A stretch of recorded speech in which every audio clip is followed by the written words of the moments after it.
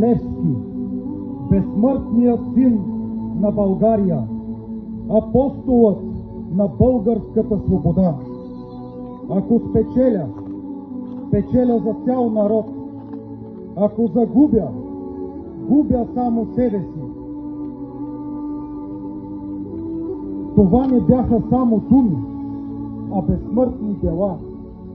Ти бе изпълнил своя дълг пред себе си, пред цял един народ и пред света. Но помним ли, апостоле, завета ти? Изследваме ли твоите дела?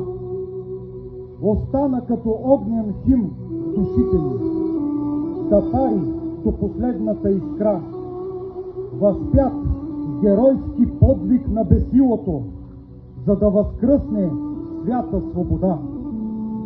Ти ни трябваш и днес, апостоле, да ни кажеш, ни трябваш, апостоле, как се люби народ, апостоле, как се служи народ, апостоле, как се дава живот, апостоле, за живота, живот, апостоле. Поклон, апостоле.